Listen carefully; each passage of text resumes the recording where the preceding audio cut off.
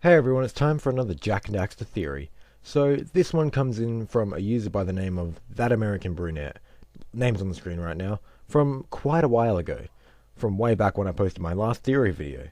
I worked on it for a while and really didn't come up with anything except for a few points, which ended up branching into a few other theories, which I might get into another time, but for now, here's this one. So this theory is to work out how Baron Praxis knew when and where to find Jak at the start of Jak 2.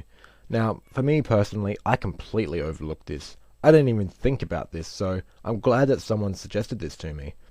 So, like I said earlier, I only come up with a few points, so I don't have a firm and solid answer to this, but what I come up with should suffice. So let's get into it. So the first point I have is at the very start of Jak 2.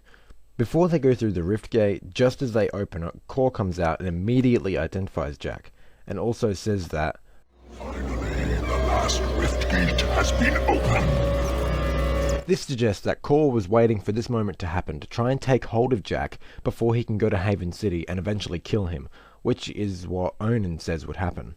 However, after he fails to get a hold of Jak, he could have sent Caden to inform the Baron. This is a bit of a long shot, but Core himself wouldn't be able to inform the Baron because at this time he was still in his natural state and he didn't disguise himself until the very end of Daxter and before Jak 2. So Core could have informed the Baron of Jak's whereabouts and when via Caden, so that the Crimson Guards could subdue him for the Dark Eco experiments, which would prove Onan wrong to defeat Core by opening the Precursor Stone because he was altered by Dark Eco. This point also relates to a few others I have, so moving on. Another point is that at the start of Jak 2, when they were still experimenting on Jak, the Baron says, Nothing. I was informed that this one might be different. This further proves that the previous point about being informed by Caden to be more likely, but it's still a bit of a long shot. This is also related to another point I have. Another thing is that Core said at the end of the game that where the final boss takes place with him is where Jak began in the future. I really can't make much of this except that maybe everyone was first sent here, but was then transported somehow to where they ended up, and then informed the Baron via Caden. This is one of those points I mentioned before which just spawned another theory, but this one's confusing and I might not even do this one anyway. And more quotes from Core. He said that Was clever. He covered his tracks well through time, hiding his last egg from me and building the shield and city to defend it. Okay, so this one is very interesting and has spawned another theory, and that theory being that Core could possibly be a time traveler. Because he says here that Mark covered his tracks well through time, suggesting he was travelling through time trying to obtain the Precursor Stone. And the whole thing about Jak being Ma is another theory that intertwines with this, but I won't get into that in this video. Back on topic, Core could have gone to the appropriate time to determine where and when Jak arrived in the city and informed the Baron via Caden.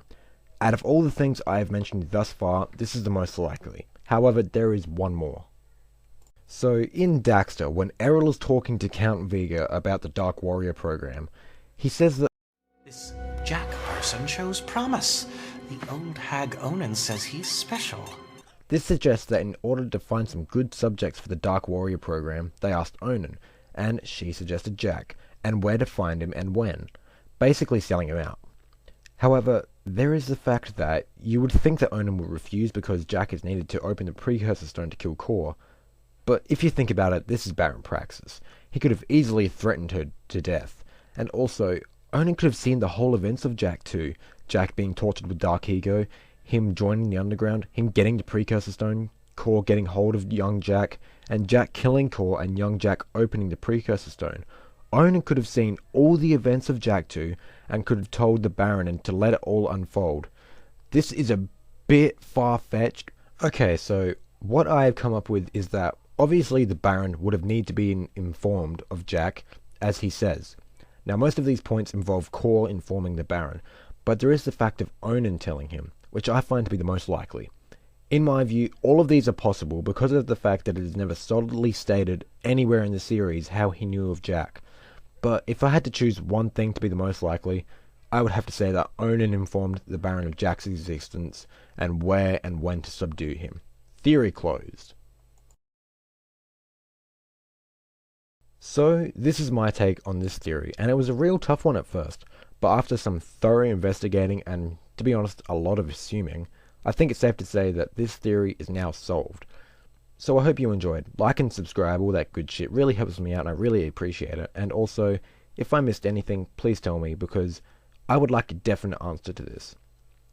So I will see you guys in the next video. I think you might enjoy it because you liked the last one, and it's going to be the start of a new series, so I'll catch you guys later.